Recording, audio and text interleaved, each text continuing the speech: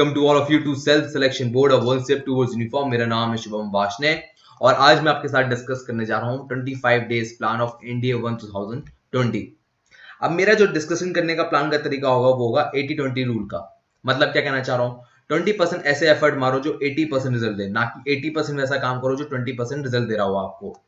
ये जो मैकेनिज्म है 20-80% का कि 20% एफर्ट से 80% रिजल्ट आ रहा है, ये सिर्फ और सिर्फ प्लानिंग से बनता है। पहले एग्जीक्यूशन जो होता है वो सेकेंडरी पार्ट हो जाता है, क्योंकि जहां आप एफर्ट मार रहे हो वो वैसा ही रिजल्ट लाके देगा आपको। अब जरा आगे चलते हैं। आपको मोस्टली पैटर्न पता होगा, पर मैं आपको रीएनफोर्स करूंगा पैटर्न, क्योंकि मुझे आपको एक बात समझानी है। मैथमेटिक्स का पेपर होता है 2.5 आवर का, मार्क्स हैं 300। जनरलिटी का पेपर होता है 2.5 मार्क्स का और मार्क्स हैं 600। दोनों को मिला दो 900 मार्क्स। पर यहां पर जरा देखो, 2.5 मार्क्स में सबसे ज्यादा वेटेज कौन ले रहा है? ये है जनरलिटी। 2.5 घंटे के दोनों पेपर हैं, बट यहां पर वेटेज 600 का है। अब इसका 600 का वेटेज है, इसका मतलब यह है कि हमें यहां पर कुछ ज्यादा मार्क्स गेन करने की ताकत है। कैसे, मैं आपको समझाता हूं। पहले आपको यह समझना है कि अगर आपको मेरिट लिस्ट में आना है तो आपको 375 मार्क्स लाने होंगे रिटन के अंदर। अभी जो एनडीए का टोटल पेपर के मार्क्स है वो है 900, जैसे मैंने आपको बताया दोनों मिलाकर 900 हो गए। इसका 900 का हाफ कर दो, मतलब 50% आ गया 450 पे, और मेरिट में आने के लिए चाहिए इससे 375 मार्क्स। पर टारगेट आपका 375 नहीं होना चाहिए, आपका टारगेट होना चाहिए 450। टारगेट जितना ऊंचा होगा तभी आप वैसा परफॉर्मेंस करेंगे। अब इसका दूसरा स्टेप क्या है 450 मार्क्स तक पहुंचने का, क्योंकि हमें टारगेट वो रखना है। इसका तरीका ये है, अगर हमें 50% मार्क्स स्कोर करने हैं तो कम से कम 60% सिलेबस तैयार रखो। जब आपका ये स्ट्रैटेजी रहेगी तो आप 375 से 450 के बीच में लाई करेंगे। अब मैं आपको आगे थोड़ी डिटेल में लेके जाता हूं। अभी क्या है कि आपको मिनिमम सेक्शन कट ऑफ 25 से 30% रखनी है मैथमेटिक्स और जनरबिलिटी में, कि इतने मार्क्स आएंगे ही आएंगे, क्योंकि ये कट ऑफ वेरी होती है। अगर आप नोटिफिकेशन पढ़ोगे ना एनडीए का, तो वहां पर कहीं फिक्स कट ऑफ नहीं लिखी है। जो सीडीएस एग्जाम होता है ग्रेजुएशन के बाद, उसमें लिखी होती है कि मिनिमम 20% चाहिए, पर यहां पर फिक्स नहीं है, वेरिएबल है। तो मान के चलो कम से कम 30% आपको वहां पर रखना ही रखना है। अब कहानी की शुरुआत होगी यहां से इंग्लिश से। इंग्लिश से कैसे? देखो, 375 मार्क्स चाहिए। अगर मान लो मैं से रफली 300 पकड़ू तो 300 का हाफ कितना हो गया? 150। अब जो इंग्लिश का पेपर आता है वो आता है 200 मार्क्स का। ये जो कटआउट आपको दिख रहा है नोटिफिकेशन से ही निकाल के लेकर आया हूं मैं। अभी इंग्लिश में आप बहुत अच्छा स्कोर कर सकते हो, क्योंकि उसमें आपको ग्रामर नहीं भी आती हो, पास्ट प्रेजेंट फ्यूचर बिल्कुल भी ना आता हो, पर आपको रीडिंग करने की आदत हो, आप पढ़ लेते हो इंग्लिश, तब आप 150 से 200 मार्क्स ला सकते हो। अभी इसमें आपको थोड़ी एक बात बताता हूं। टोटल जो टाइप्स ऑफ क्वेश्चन आते हैं वो आते हैं 7। Spotting error, synonym, antonym, comprehension, fill in the blanks, idiom phrases, ordering of sentences and cloze comprehension. इसमें से आपको जो तैयारी करनी है खाली इडियम्स एंड फ्रेजेस की एक्स्ट्रा करनी है। सिनोनिम एंटोनिम्स याद करने मत बैठ जाना, जितनी तुम्हारी वोकैबुलरी है उसी पे चलना, क्योंकि सिनोनिम एंटोनिम्स का कोई अंत नहीं है। और बाकी जितनी भी चीजें, चाहे स्पॉटिंग एरर हो, कॉम्प्रिहेंशन हो, फिल इन द ब्लैंक्स हो, ऑर्डरिंग ऑफ सेंटेंस हो, क्लोज कॉम्प्रिहेंशन है, वो तुम्हारी इंग्लिश पढ़ने की क्षमता कितनी है उस पर डिपेंड करता है। अब जरा इडियम्स एंड फ्रेजेस की बात करो। अभी इडियम फ्रेजेस के लिए मैंने आपको एक लिंक डिस्क्रिप्शन बॉक्स में डाल दिया है। आप यहाँ पर नोटिस करोगे SCCGL CHSL लिखा हुआ है, इसको इग्नोर कर देना और ये प्लेलिस्ट देख लेना। ये जो प्लेलिस्ट है स्टडी IQ ने बनाई है वो उस तरह से बनाई है कि वो स्टोरी फॉर्म में है। तो इनफैक्ट अगर आप खाना खा रहे हो या कुछ कर रहे हो तब भी आप इसे देख सकते हो, क्योंकि वो स्टोरी बता रहा है आपको, स्टोरी आपके दिमाग में याद रहेगी। वो आपको कहानी की फॉर्म में बता रहा है कि इडियम फ्रेजेस का जन्म हुआ कैसे, ये फ्रेज आया कैसे। अगर मैं कहूं bed of roses, life is not a bed of roses, life कोई गुलाब का बिस्तर नहीं है कि इतनी आसान नहीं होती जिंदगी, तो इसका उसने जन्म बताया कि इसका जन्म कैसे हुआ है। तो ये आपको टाइम स्पेशली देने की जरूरत नहीं है। खाना जब भी खा रहे हो तब देख लो, मात्र 6 से 7 वीडियो हैं और बहुत जल्दी खत्म हो जाएंगी। तो आपके 4 क्वेश्चन तो फिक्स हो जाएंगी, 4 क्वेश्चन में ढंग से कर पा रहा हूं। अगर आप में से कोई ऐसा है जिसका स्कोर 150 के आसपास लाई कर रहा है, मतलब फ्रॉम 140 टू 155, तो घबराने की जरूरत नहीं है। तुम्हें स्कोर को बढ़ाना होगा। कैसे बढ़ाएंगे? देखो, इसका सिंपल तरीका यह है कि सिनोनिम एंटोनिम्स को छोड़ के कोई भी टॉपिक हो उसके आगे लिखना शॉर्ट ट्रिक्स। ठीक है, अब जब शॉर्ट ट्रिक्स लिखोगे तो यहां पर यूट्यूब पे सर्च इंजन पे डालना, तो या तो IBPS एग्जाम, SCCGL या CDS की वीडियोस आ जाएंगी, उन्हें देख लेना। 2 से 5 मिनट की होंगी और वो आपकी मदद करेंगी। अब आप कहोगे ये तो दूसरा एग्जाम हो गया। हाँ, एग्जाम भले ही दूसरा है, बट इन सभी एग्जाम्स का जो पैटर्न है वो सेम वैसे ही है जैसे एनडीए का है, और वो आपको करेक्ट सोल्यूशन देंगे, तो डोंट वरी अबाउट इट। फिर तो आपके दिमाग में आएगा कि यार ये जो 7 के 7 टॉपिक हैं ये हम ऐसी शॉर्ट ट्रिक करके देख लेंगे और हम मास्टर बन जाएंगे। नहीं, ये नहीं हो पाएगा। देखो ये जो ट्रिक है ना, ये मैं कहूंगा कि 5 से 10% आपके नंबर बढ़ा सकती है सिर्फ। बाकी सब का सब आपकी रीडिंग स्किल पे डिपेंडेंट है। कोई तरीका नहीं है कि आपको जीरो से एकदम हीरो बना दिया जाए। हाँ, आप ये चाहो कि सबकी शॉर्ट ट्रिक देख लूं मैं एक एक बार, तो हाँ, पर मैं यही कहूंगा कि जिसमें आपका स्कोर सबसे ज्यादा लो हो रहा हो तो उसका देखो। फॉर एग्जाम्पल कॉम्प्रिहेंशन, 3 कॉम्प्रिहेंशन आ रहे हैं और आपका सिर्फ एक ही ठीक हो रहा है, तो ये मैटर ऑफ थॉट है कि यार ऐसा क्यों हो रहा है। क्योंकि अगर मान लो आप तीनों कॉम्प्रिहेंशन करिए तो आपकी नेगेटिव मार्किंग बहुत ज्यादा हो जाएगी और आपका स्कोर बढ़ने की बजाय घट और जाएगा। तो ये बहुत दिक्कत है। इसलिए मैं कह रहा हूं कि आप ये टेक्निक तभी अप्लाई करें जब आप किसी भी टॉपिक में एकदम जीरो बैठ रहे हैं या आपका स्कोर बिल्कुल लो कर दे रहा है कोई एक टॉपिक। यहां तक की हो गई कहानी। अब कहानी आती है यहां से मैथमेटिक्स की। देखो 11 12 का वैसे तो बेसिक आता है जो एनसीईआरटी होती है, बट अभी एनसीईआरटी करने का टाइम है नहीं। और मैं ये मान के चल रहा हूं आप वैसे स्टूडेंट हैं जो मैथ्स में 60 to 70% मार्क्स लाते हैं, इतना ही आपको आता है। तो यहां पर मैं आपके लिए पूरी स्ट्रैटेजी कन्वर्ट कर रहा हूं। देखो एक क्वेश्चन जो होता है मैथमेटिक्स में 2.5 मार्क्स का होता है वेटेज, और टोटल जो टॉपिक्स आते हैं वो आते हैं 8। इन 8 टॉपिक्स में से 3 topic trigonometry, differential calculus, integral calculus, इन 3 टॉपिक को आपको लास्ट में टच करना होगा। क्यों? क्योंकि इसमें फॉर्मुलेज बहुत हैं। अगर आपको अभी फॉर्मुले याद नहीं है तो मैं कहूंगा फॉर्मुले याद कर लो, ठीक है। क्योंकि जो क्वेश्चंस आएंगे वो कोई ऐसा नहीं आएगा इसको प्रूव करो कि ये है कि नहीं, वो सिंपल आएंगे, सिंपल फॉर्मूला लगा दो और काम बन जाएगा। अभी यहां पर आपको जो फोकस रखना है वो इन टॉपिक्स पे रखना है जो ब्लैक इंक में, algebra, matrix, analytics, vector algebra, statics. अब यहां पर जब ये टॉपिक आप कर लोगे तो जरा थोड़ा दिमाग लगाओ, रीजनिंग करो। मैंने 5 टॉपिक्स कर लिए और 3 टॉपिक्स छोड़ दिए, तो मैंने 50% से ज्यादा काम कर दिया। और अगर मैं 2.5 मार्क्स के हिसाब से देखूं, अगर मैं 50% ही कर रहा हूं तो 300 का पेपर है तो 150 मैंने यहां से उठा लिए। मेरिट लिस्ट में आने के लिए चाहिए 375 मार्क्स, तो 150 मेरे इंग्लिश से आ गए, 150 यहां से आ गए, तो यार 300 मार्क्स तो यहीं बैठ गए। मतलब अब जनरल एबिलिटी जो टेस्ट है जीके वाला पार्ट, उसमें सिर्फ 75 मार्क्स लेकर आने हैं। इतना आसान है? हाँ, इतना ही आसान है, ठीक है। 100% सही तो कोई कुछ भी नहीं करता। इसलिए मैं आपसे कह रहा हूं कि पहली प्रायोरिटी आपकी ये होनी चाहिए, उसके बाद ट्रिग्नोमेट्री, डिफरेंशियल कैलकुलस और इंटीग्रल कैलकुलस होनी चाहिए। अब मैथ्स को करना कैसे है? ये एनसीईआरटी उठाकर देखना तो अब टाइम नहीं है।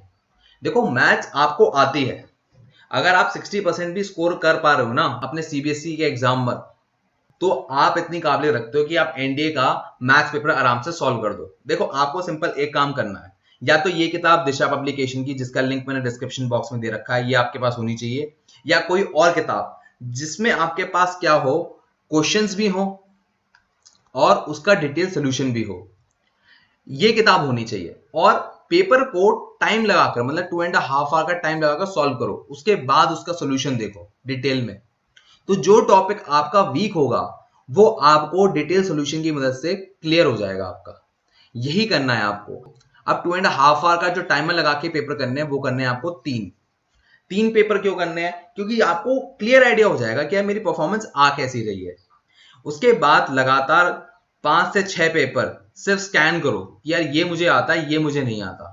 और जब आपका कॉन्फिडेंस लेवल बढ़ रहा है कि यार मैंने अब जो मेरे वीक टॉपिक थे, फॉर एग्जांपल आपका वीक टॉपिक आ जाए यहाँ पर ज्योमेट्री है, वो वीक है आपको लग रहा है, तो अगर आपको लग रहा है कि यार मेरा इंप्रूव हो गया है, तो उसके बाद जाकर आप एक पेपर और दो, तो आपको स्कोर में डिफरेंस आएगा। बट याद रखना कि अलग से ये differential calculus, integral calculus, trigonometry करने मत बैठ जाना, क्योंकि जो क्वेश्चन आते हैं वो डायरेक्टली फॉर्मूला लगाकर आ जाते हैं। अगर आप ये चाह रहे हो कि एनडीए में ट्रिग्नोमेट्री, डिफरेंशियल कैलकुलस और इंटीग्रल कैलकुलस भी करूं मैं, तो सिंपल एक ही तरीका है, फॉर्मूले करो, फॉर्मूले कंठस्थ कर लो और उसके बाद एनडीए के पेपर में लगाकर देखो, तो आपको एहसास होगा एनडीए में सिर्फ फॉर्मूला लगाना है और डायरेक्टली सोल्यूशन आ जाना है। कोई डिटेल नहीं है जैसे सीबीएसई के पेपर में होता है कि फलाना हिंस प्रूव करो या फलानी चीज लेकर आओ, ऐसा कुछ नहीं है। वो सीधे सोल्यूशन मांगता है। तो वहां पर आपको इस बात पे पूरा का पूरा दिमाग रखना है कि ये जो 3 टॉपिक हैं, ट्रिग्नोमेट्री, डिफरेंशियल कैलकुलस और इंटीग्रल कैलकुलस, मैं आखिर में करूंगा, बट फॉर्मूले तैयार रखूंगा। मैं फॉर्मूले आज से ही करूंगा कि मुझे कंठस्थ रहे वो। यहां तक की हो गई बात। अभी यहां से आगे बढ़ते हैं, वो है जनरल एबिलिटी टेस्ट। इंग्लिश की बात कर चुके हैं, 200 मार्क्स ही, 150 मार्क्स हमने कवर कर लिए हैं। अब आ रही है जनरल नॉलेज की बारी, इसमें है 400 मार्क्स। जनरल नॉलेज का अगर पेपर है, उसका अगर मैं डिवाइड करूं तो मैं उसको डिवाइड करूंगा पूरे 6 सेक्शन में। ये जो सेक्शन का मैं आपको बाइफिकेशन दिखा रहा हूं, ये मैंने पूरा का पूरा एनडीए की नोटिफिकेशन से उठाया है। आप चाहे पेज नंबर 18 चेक भी कर सकते हैं नोटिफिकेशन का, तो आपको वो बताएगा कि पूरा का पूरा जनरेबिलिटी टेस्ट पूरा का पूरा 6 सेक्शन में डिवाइडेड है। फिजिक्स 25% आएगी, केमिस्ट्री 15%, जनरल साइंस 10%, हिस्ट्री और freedom movement 20%, geography 20%, current event 10%।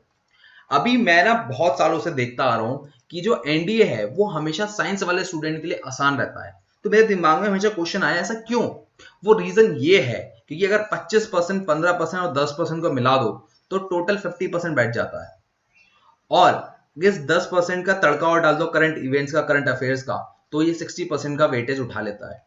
तो अगर मैं इसमें से अगर 20% भी हटा दूं, मतलब 40% पेपर इंसान करके आ रहा है सिर्फ जीके का, तो उसने करीबन 100 के आसपास मार्क्स उठा लिए। अब अगर उसने 100 के आसपास मार्क्स उठा लिए हैं, तो मैं कह रहा था इंग्लिश से 150, फिर मैथ से 150 और यहां से 100, तो अगर 150 प्लस 150 प्लस 100 कर दूं तो यार ये तो 450 के आसपास बैठ गया। इसलिए मैं आपसे कहूंगा हिस्ट्री, ज्योग्राफी आप स्किप कर सकते हैं।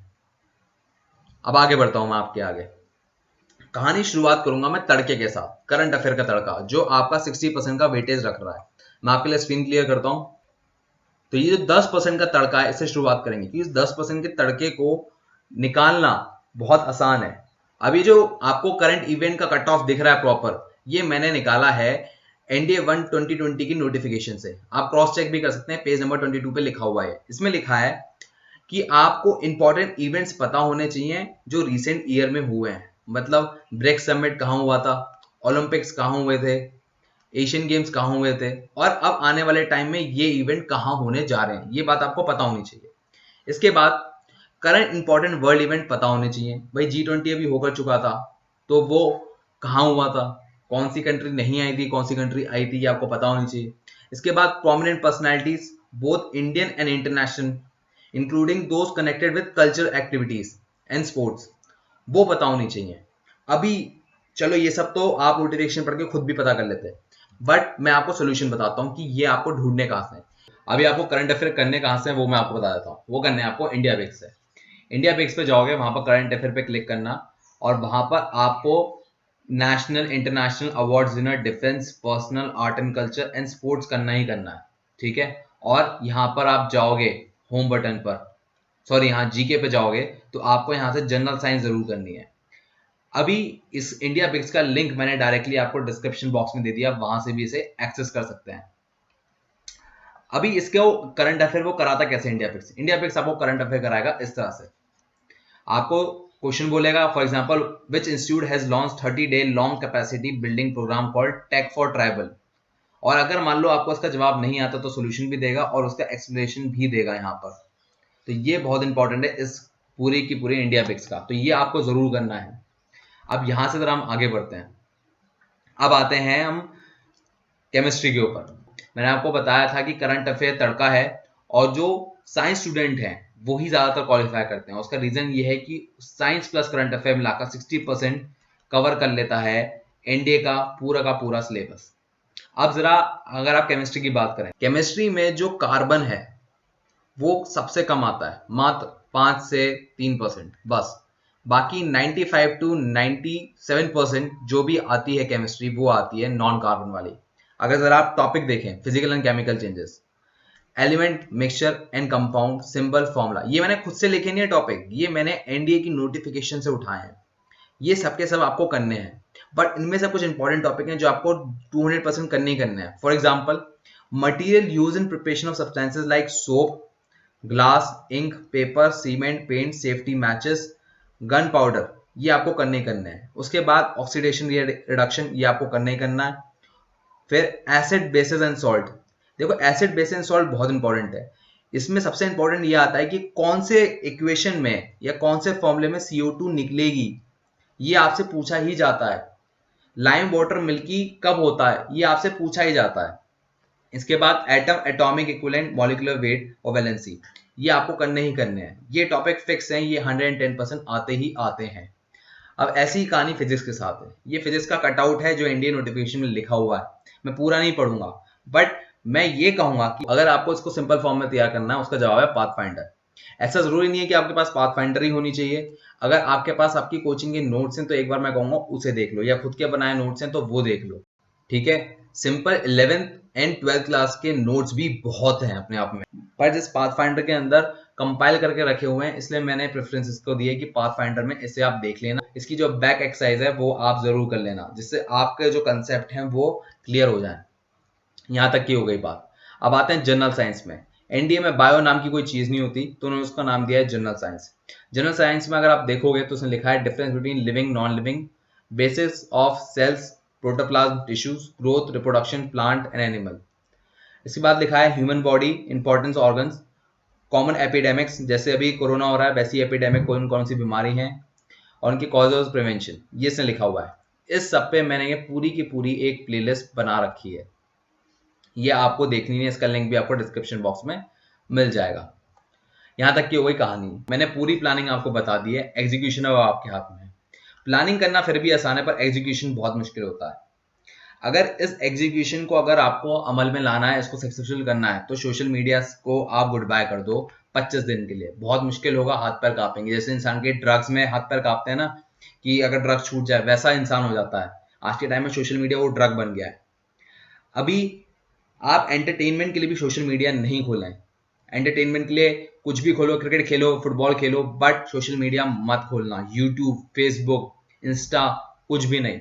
ये तुम्हारी जिंदगी को खराब कर रहा है। मेरी दुआ रहेगी आपके साथ कि आपका एनडीए में सिलेक्शन जरूर हो और मुझे मौका मिले आपके साथ सेल्फी खिंचाने का। मैं लेता हूं आपसे विदा। मेरे लिए कोई क्वेश्चन हो तो हैशटैग भाषण के कमेंट सेक्शन में डालिए। जय हिंद, टेक केयर, बाय बाय।